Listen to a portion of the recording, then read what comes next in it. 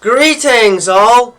Today, we'll be examining the uncommon Dragon-type Pokemon Axew, the Tusk Pokémon, its relatively rare evolution Fraxure, and its rare final evolution Haxorus, the latter two collectively known as the Axe Jaw Pokémon. Feisty in the combat attributes and more than able to deliver some physical damage when called for, the members of the Axew family are powerful dragons that more than make their mark in any battle they are a part of.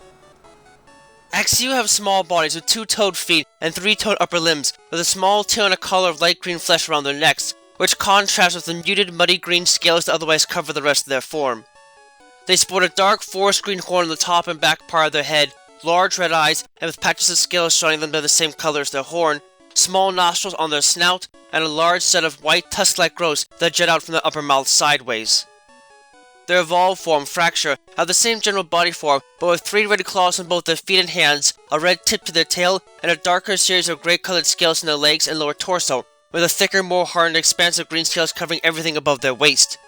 Their horns and collar have hardened as a set of scaly armor around their neck and head area, and their tusks have lengthened noticeably with red tips. Their final evolution Haxorus retain the same armored form to their bodies as seen in Fraxure, but are covered with gilded, off-color golden scales that cover much of their form, save for the grey scales that cover parts of their legs, chest, tail, and face. In addition, their tusks have now transformed into a pair of razor-sharp tusk blades that form double axe-like structures that border the sides of their head and even extend past them, both up front and in the back.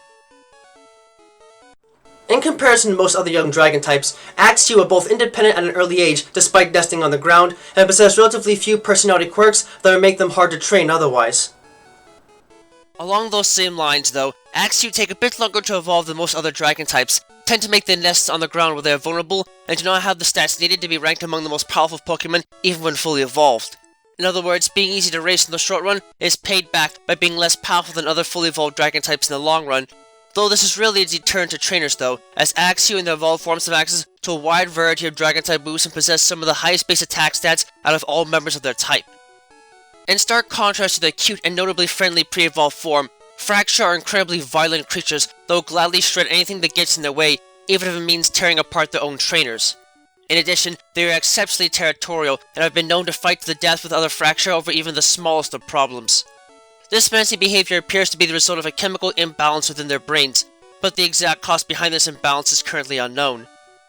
The most logical explanation available would point towards these creatures' accelerated growth rates as the cause for their adverse behavior. While such growth rates usually do not have such intense effects on behavior, the intense presence of draconic DNA may be causing further complications. Since no other true dragons are known to undergo such a rapid growth cycle, however, it is difficult to properly analyze this issue within the context of their type. Thankfully, upon evolving into Haxorus, the chemical imbalance present in their brains of Fraxure seemingly disappears, leaving them with the same pleasant disposition they possess as Axew.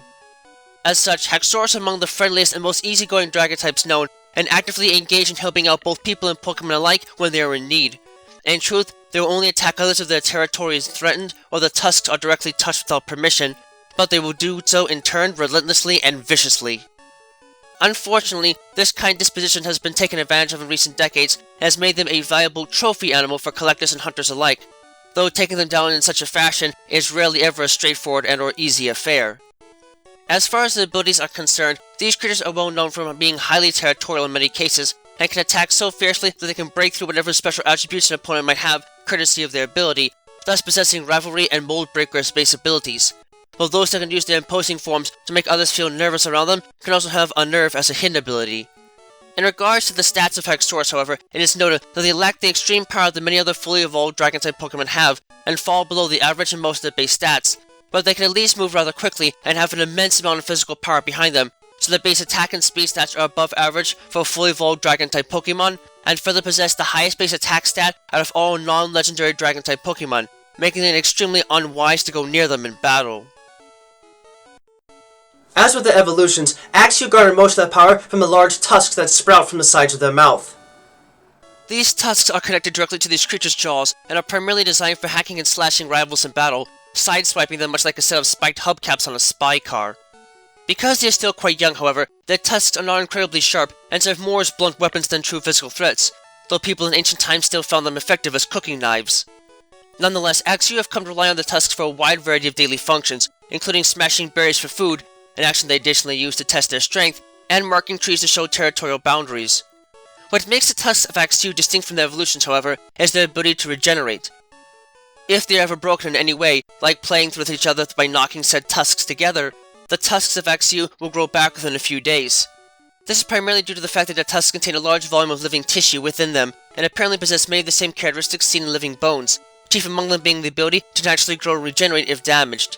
As Axew age and become stronger, repeated damage and regeneration of the tusks will make them sharper and sturdier, but will also decrease the speed of their regenerative powers.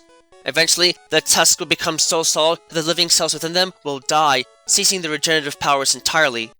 This event, though seemingly disappointing in some aspects, is an important part of these creatures' life cycle, and should be taken by trainers as good news, as it indicates that Axew are ready to evolve into Fraxure. Like Axew, Fraxure depend upon their powerful tusks to deal considerable damage to the opposition. Unlike the tusks of Axew, however, much like their steel-hard hides, Fraxure tusks are incredibly durable and razor-sharp, giving them the power needed to easily crush boulders and slice through weak armor. This incredible strength and sharpness is the result of all living tissue within the tusks dying and solidifying prior to evolution, making them nothing more than petrified remnants. Unfortunately, this completely disables the regenerative powers that they had while still alive, so Fraxure can never regrow a tusk if it is broken off. On the bright side though, the tusks are designed to bounce off extremely hard surfaces as long as they have a sharp enough edge on them. If Fraxure attack a surface they cannot penetrate, the sharp edges merely become dulled, and almost no force is transferred directly into the tusks. More directly, they can instead choose to tackle their opponents with their entire body, stabbing their tusks into their prey at the same time, or otherwise using them to cut their prey in two, leaving one half to feast on in victory and another half to save for later. However, this means that Fraxure must keep their tusks as sharp as possible at all times in order to avoid accidental breakage, which they diligently do by scraping them on river rocks after every battle. This process will take a toll on these creatures' tusks over time, shortening them and weakening them as they approach evolution. Needless to say, this may partially explain why there are far fewer adult Haxorus and Axew and Fraxure in the wild. Dwelling in caves and abandoned mines, Haxorus differ from their pre-evolved form in that their tusks, their pride and joy, are curved and built to operate more like pinchers than simple blunt force blades. Their enhanced design makes it unfathomably difficult for breakage to occur at any single point, so Haxorus can attack any type of opponent without ever worrying about losing a tusk in the process. If such a thing were to occur, however, they would be in extreme trouble because they remain unable to regenerate them.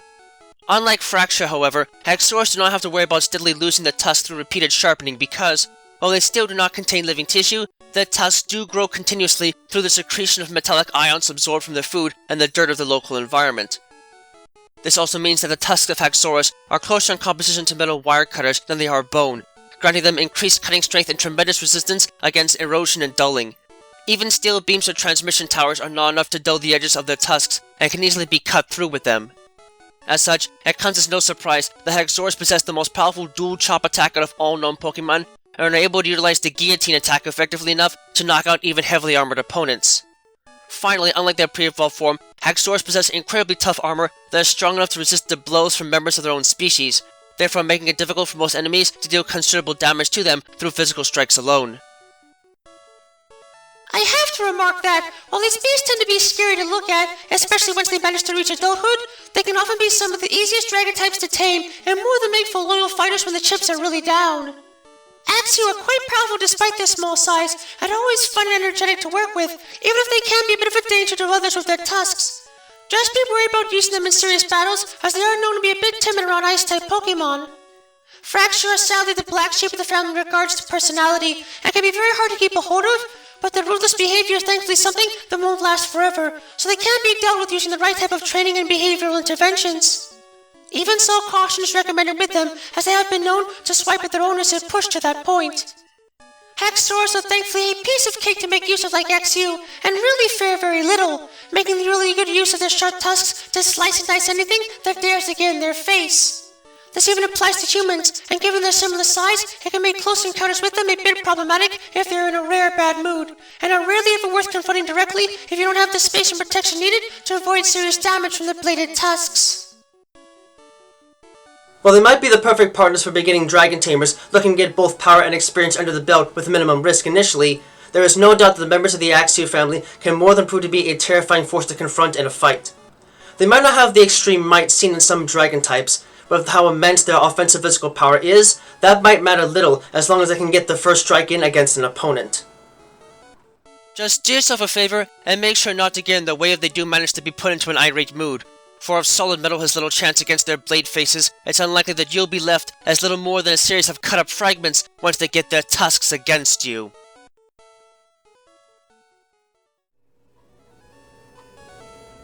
Thank you for watching this video. It brings me great joy to be able to speak to you all in the world each and every time we meet like this, to explore the many different facets of both the world of Pokemon as we know it, and the world as we live it, through every adventure we have with Pokemon by our side.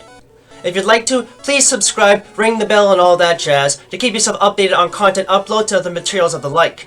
You can also follow me on Twitter if you'd like to know right away when something new is uploaded, and my written works, from which most of this is based on, can be found on DeviantArt. Links to both can be found in the description down below.